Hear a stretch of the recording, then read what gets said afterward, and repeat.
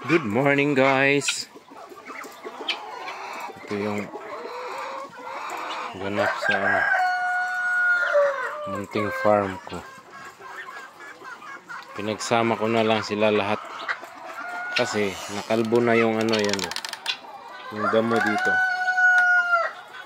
Kaya kalbo na, kunti na lang yung doon, mga kahoy na lang din doon. Kaya pinagsama ko na lang muna sila dahil kinalbo na nila yung papatubuin ko na muna yung mga damo doon bago ko paghiwalayin sila uli.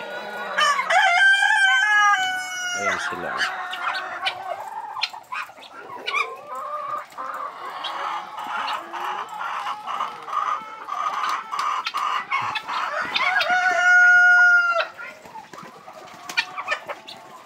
Si Gold Buff Apprington. Yan, Buff Apprington yan. Yung mga Rhode Island yan. Rhode Island Red. Sussex, Patu, Guinea, Black Australorpian. Yan sila. Black Australorpian. Nangitlog na yung mga yan guys.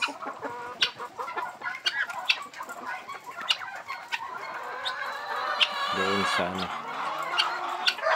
doon sa ayun, yung kubo na yun sa isa. Doon. Masilip nga yung itlog nila. Yan yung sa mga puti guys. Yan. Marami-rami na. Umaga pa lang.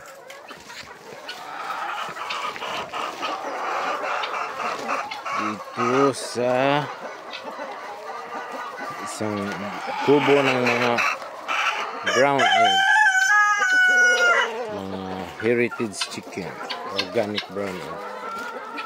Kaya kakakain lang nilang ng hinog, saging. Ito, yan hinog na yun. Ayan. Ito, hinog saging yan. Naubos na nila. Nung isang araw ko pa yan nilagay dyan. Kanina, kahapon lang naubos. Ito. Ayan na yung mga brown egg. Yan.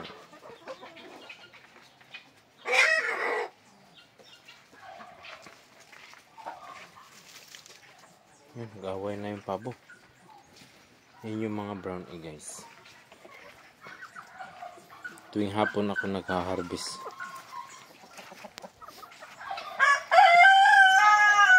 Parang nag-away ata ang mga pato.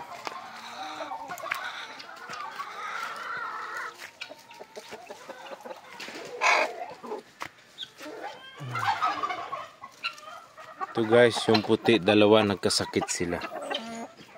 Yan, ginagamot ko.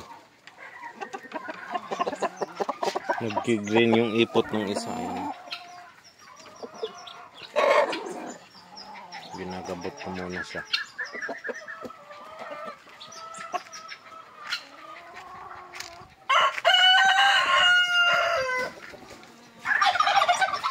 Hoy! Yung lalaking manok. Ito yan yung mga pato guys. Hindi pa rin yan ang itlog. Mag 7 months na yata yung mga yan. Bata pa yan pero malalaki sila. Ayan, lalaki Ano na itong tatay nila? Laki. Nasa 4 kilos yata yan. Ang bigat yan Hinuli ko na yan. Ang bigat. Ayan. Pabo. Ayan. Ito pala yung mga nag-aaway. Kala ko yung pabo. Nag-aaway din kasi minsan ng pabo. Kasugat-sugat na yung tahid niya. Nabali. Sanit yan tumama. Ayan. Kasugat-sugat na.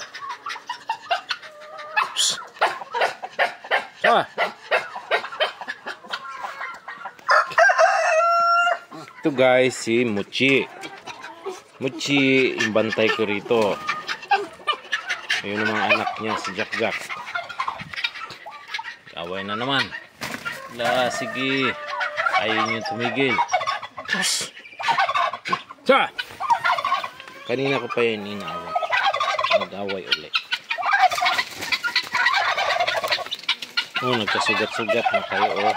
Oh, sugat-sugat na. Puro matatapang. Ha!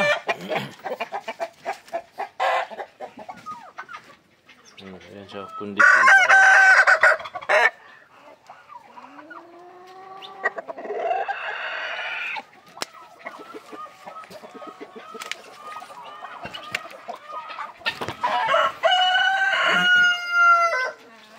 Ay, pato. Pato-pato. Nagpahinga sila, guys. Oh. Nakakain na yung mga...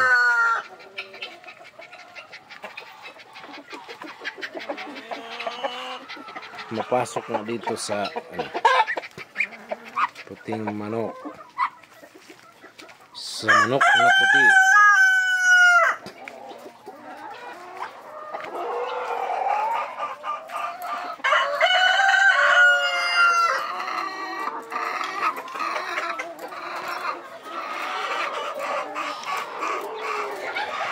Hindi pa yan sila lahat ng itlog, guys. Meron pang mga ilang piraso hindi pa nakaitlog. Noong October pa to dumating. October 4. Yan. Sobra kalahati na yung nakaitlog nito. Mabot na ng 3 tray yung harvest ko isang araw.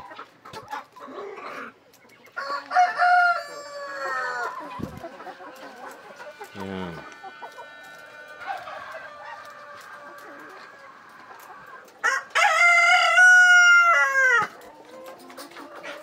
Yan lang yung itlog, guys. Pero mamaya madagdagan pa yan mamaya. May itlog pa yan mamaya.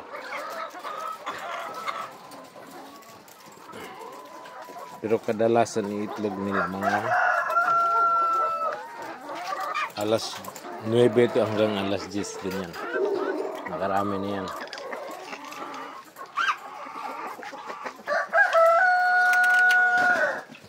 Oh, ayaway na naman. Inaway siya ng ginya. Tapang ginya lang pala katapat niya. Ang tatapang ng mga ginya, guys. Kahit pabo, lumalaban yung ginya sa pabo. Kaya kapag may ano dito, tawag nun, lawin ba yan? Falcon. Pares lang ba yan? Lawin, falcon.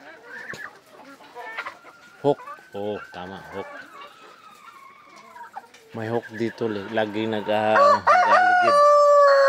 Pag umingay ang ginya, nawawala yung hook. Natatakot yung ginya. Ay, hook. Tsaka sa pabo yata din. Pag umiingay yung ginya, umiingay din yung pabo. Itong mga manok na to, nagsipagtaguan na. Pag nag-ingay na yung mga yan, kasi natakot sa hook. Ano ba sa Tagalog yan? O, basta yun na yun, guys.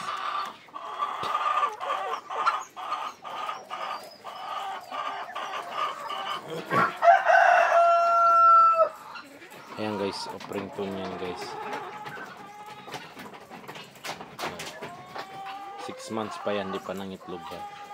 Offering tone, malaki, oh. Ayan si offering tone.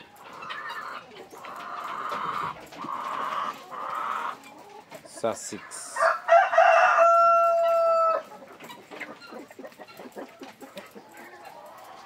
Okay, guys, thank you for watching.